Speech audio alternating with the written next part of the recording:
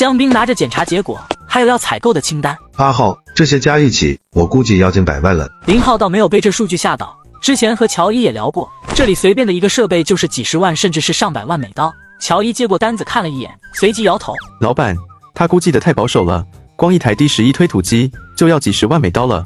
这些设备和配件全部采购齐，老板准备200万美刀吧。”林浩这次倒是皱了皱眉，妈的，这鬼地方什么东西都贵，要是在国内，估计也就400-500万顶天了，在这里居然要1000多万，也就见到3-2克的黄金，自己居然先要掏这么多钱。果然，淘金的风险是真大，前期投入更不是所有人玩得起的。还好他有先见之明，从阿珂那里又弄了5000万在手。乔伊，明天开始，你配合江斌一起采购这些设备，直升机随你调用。没问题。老板，你不打算买架直升机吗？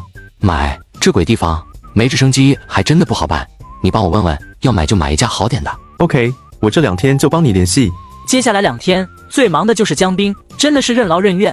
大冷的天，手都快青了，一句不好的话都没说。林浩也发现了，每天日照的时间在慢慢的加长，说明离真正开始淘金的时间也越来越近了。第4天，江斌终于让其中一台筛洗机顺利启动了。阿浩，搞定，可以开始批量测试了。江斌的声音中也透着兴奋，他感觉他的本事在这一刻得到了施展。3天时间，不仅把筛洗机搞定了，还让原本的4台卡车里的3台能够正常的工作。接下来2天，他的工作就是把2台趴窝的推土机窜成1台。猜有多少？林浩站在小电子秤面前，大家也都围在了周边。乔伊摸了摸下巴，按照以往经验，昨天总共淘洗的土料大概在1000码左右，黄金应该在8盎司。阿诺点点头，显然是认可了这个说法。1盎司等于28克多一点。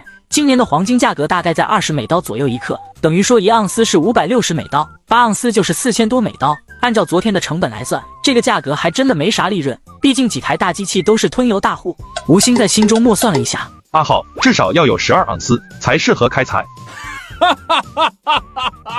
林浩哈哈一笑，也不再卖关子，将瓶中的黄金开始往秤上倒，很快就达到了10盎司。大家的情绪开始激动，乔伊随着电子秤的跳动，声音也越来越高的念着数据：13、15、16，最终数据停在了22.7盎司上。上帝啊，这块土地居然有这么高的含金量！该死的，我后悔了。乔伊表情夸张的道：“嘿，乔伊，你会有提成的。”好吧，我心里总算是好受了些。吴昕也满意的点着头。看来这块区域咱算是找对了。林浩语气真挚的道：“吴叔，多亏了您。”老吴摆摆手，大家一起努力的结果，还是你有眼光，买下了这块地。明天开始，我们开始测试第2块土地。接下来几天，老吴圈定的4块地相继进行了测试，最少的1块单位土料产出16.3盎司，这个数据已经非常有利可图了。而3号料地更是测出了29.6盎司的高品位土地，乔伊都已经自闭了，就连吴昕都没想到这块地有这么高的含金量。阿浩，你就先开采3号料地，这2天没事，大家可以先移除覆盖层，动土还是挺麻烦，能干多少就先干多少吧。其实林浩这次刚来时就用了系统的搜索功能，看看能不能不借助老吴发现最富有黄金的地方，但最终他还是放弃了，因为搜索出来的结果遍地都是，系统没办法给出哪个地方含金量最高的提示。这段时间凯恩经常来林浩这里玩，当然每次都会蹭上一顿饭才走，到最后大家都分不清这货到底是来找林浩玩的，还只是就想着蹭饭，因为他每次来第一句话往往都是问今天吃不吃火锅。又是1日清早，明显能感觉到寒意在逐渐的退去。林浩刚起床就听到基地一声嘶吼，他愣了愣，下一刻惊喜的往后边跑。小美，你这家伙终于醒了。要说冬眠，其实小美一家早该结束了，或许是因为食物不缺吧，所以他们仨也不是很饿，就多睡了一段时间。熊也会偷懒的。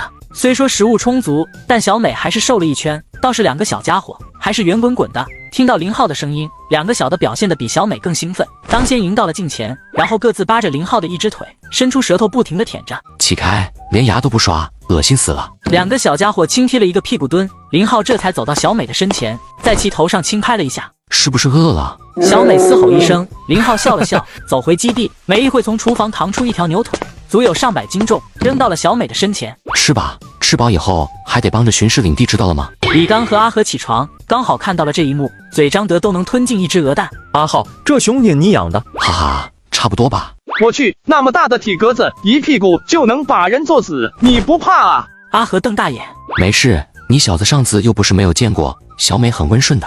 看着林浩撸熊，李刚其实也蛮想撸2把的，特别是2个小熊太可爱了，只是他实在不敢凑到近前。接下来2天，林浩走到哪，小美一家3口像个小跟班一样跟到哪，可把李刚羡慕坏了，自己也想有这么3只保镖啊。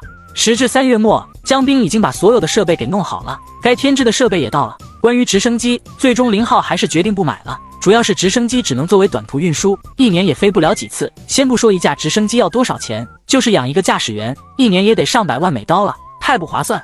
凯恩再度来了，告诉林浩，真正的淘金季即将开始，还预祝林浩一切顺利。其实林浩这段时间也没闲着，几乎把几个重要的设备都学会了如何操作。这会他正操作着破洞机，淘金还真不是一般人玩得转的，不少人破产就是因为这个。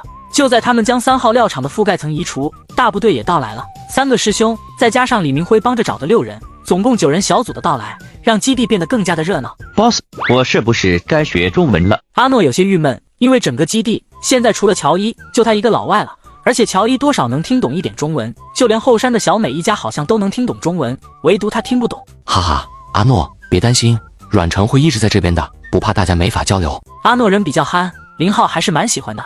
有了新力军的加入，林浩想表现也没机会了，因为设备就那么多。刘金在一个老师傅的带领下，对黄金分离设备进行了检查，确认没问题之后，老师傅抢过了加油的活。这个活虽说相对轻松点，但要很细心才行。比如说筛洗机一次加油能运行多久，上次加油的时间都要有明确的记载，稍不留神，机器就会因为没了油而罢工，到时再加油，那可就影响进度了。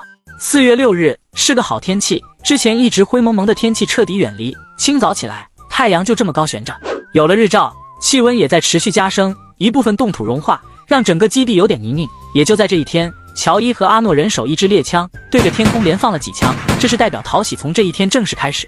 2台筛洗机同时运作，不算林浩和老吴，团队还有12人，在当地算是比较大的一支淘金队伍了。原本林浩打算每天工作10个小时，就这他都感觉有点不好意思开口。但团队中一个姓朱的老师傅听说这里每年只有5个月的时间能淘金，当时就反对了。不说24小时连轴转吧，一天至少要工作14个小时。老板，别让他们太闲，人太闲就会胡思乱想，每天让他们干到倒头就睡才是最好的。伙食这块让大家吃好点。朱叔，这可比在国内累多了，大家肯定得有意见。老朱双眼一瞪，有意见来找我说，大家出来是为了赚钱的，难道是为了享受的？要享受，趁早滚回家，天天躺着，饿死拉倒。林浩自然不会把恶人都让老朱来做，当晚他就召集了所有人开会。